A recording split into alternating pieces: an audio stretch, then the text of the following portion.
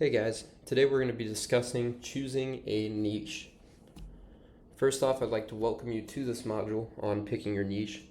This step is super critical because everything else in your business is going to build on it. Without a clear niche, your outreach will feel random, your messaging will be considered watered down, and your systems are a lot harder to scale. The goal of today's session is simple: clarity, consistency, and scalability. By the end, you will have chosen one niche and you'll commit to testing that for the next 90 or so days. This single decision will make every part of your business easier, from writing outreach scripts to designing funnels to closing deals. Now, why niche down? We're going to talk about why choosing a niche matters. When you work across random industries, you're constantly having to reinvent the wheel. Every new client requires brand new scripts, new funnels, new examples, and new research, which can be super exhausting. However, on the other hand, when you niche down, you learn to speak their language. For example, a roofer isn't going to care about lead nurturing funnels, he's going to care more about booked estimates.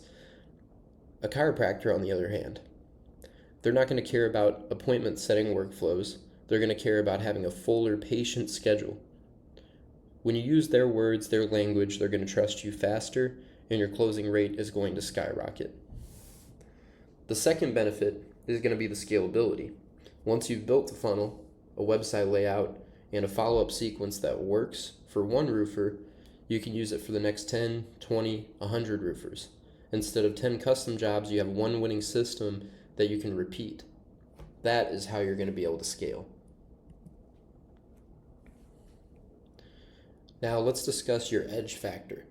The best niche isn't always the one that looks most profitable on paper. It's often the one where you already have an edge. Maybe let's say you worked construction one summer and you understand the mindset of contractors. Maybe your family, owns a dental office, for example, and you know the pain points from them experiencing issues with their business. Or let's say maybe you're in a hobby group with gym owners and you already know several of them personally. That kind of familiarity is going to shorten your learning curve. You already speak some of their lingo, you know their struggles, and you probably even know where to find them online. That's going to give you a huge amount of momentum when you're first starting out. Now let's take a second to face reality here. There is no perfect niche. Just a quick reality check. Every industry is going to have its upsides and downsides. For example, contractors are easy to reach because their phone numbers are often public, but they can be really hard to catch on a Zoom call because they're literally on a roof or on a job site somewhere. On the flip side, however, a dentist is going to be harder to reach directly, but once you do, they're used to sitting at a computer and joining scheduled calls. The point is this: don't bail the first time you hit friction. Most people fail because they niche hop endlessly. Instead, just expect the rough edges, adjust your approach, focus on refinement, and that's how you're going to be able to improve your process. Now let's discuss the niche fit checklist. This is a simple checklist that we built, that we used once we started out, to make sure you can test a niche before you actually commit to trying it out for a set period of time. The first checkbox on this list is going to deal with market size. Is there enough opportunity? A good rule of thumb is you would want to see at least tens of thousands of businesses nationwide. However, even smaller of a size can work if they're high in value. Speaking of value, that's going to bring us to number 2 on our list, the average value per job. Can one client win cover your fee? Let's say, if a customer is worth $500 to $1,000+, you can make ROI conversations simple. Now we're going to move on to the third spot on our checklist, data access. Can you easily find owner emails, phone numbers, or active profiles? If the data is locked up, outreach is going to be excruciating. Number 4 on our list is going to be ad literacy. Do they understand marketing at all? If no one in the niche runs ads or has a website, you'll waste your time trying to convince them that marketing even matters. Trust me, I've done it way too much. um, Number 5 on the list is going to deal with the top players. Are the biggest names already advertising? That's a very good sign that there's money in the space if they are. Number 6 is going to deal with pain points. Do you know what keeps them up at night? If you can't identify their pain and their struggles, you're not going to be able to sell a solution. You have to be able to bring the answer to their problem. Now let's talk about revenue levels, the last point of our checklist. If most owners are barely scraping by, you're going to struggle to get paid consistently.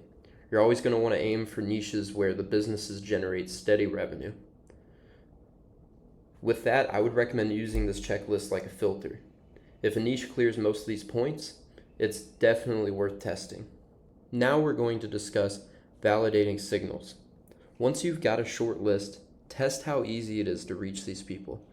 Go on LinkedIn. Can you search for owners with clear job titles? Check Facebook or local business groups. Are they active? Run a scraping tool. Do you get clean, usable data like emails, websites? If you can quickly find 200 to 500 contacts, you're in a good niche. However, if you struggle to get even 50, that's going to be a huge red flag. Accessibility is everything.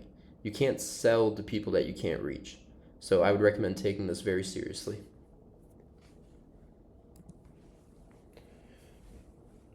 Now our next slide brings us to the value equation. We're going to have you run the value equation. Simply ask yourself, if we help them land just one extra job, would that alone justify my fee? For a roofer, for example, one new roof contract can be worth $8,000 or more dollars. Paying you $2,000 for lead generation is going to be a no-brainer to them. However, for a barber, one new haircut is only $30.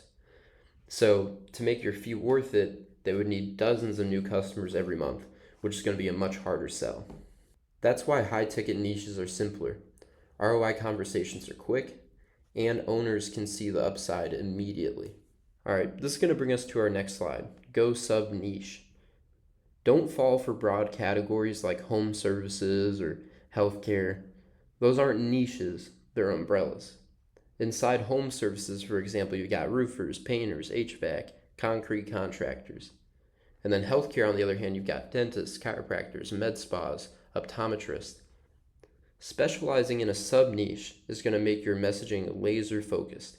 It also makes your systems repeatable. Once you crack the code for one roofer, you can roll it out to dozens more with almost no changes. That's how you're going to be able to build momentum. And this can apply with any sub-niche, not just roofers. Now we're going to discuss standing out. How do you stand out?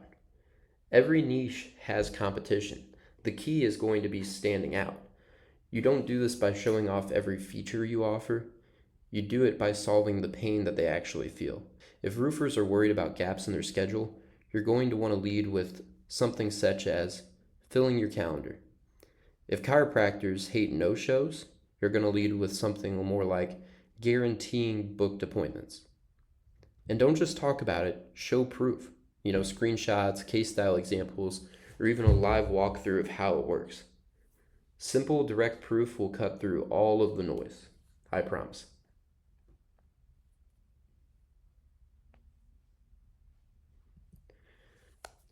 Slide 10 is going to bring us to another rule. Pick and stick. Here's the rule. Make your choice within about 48 hours.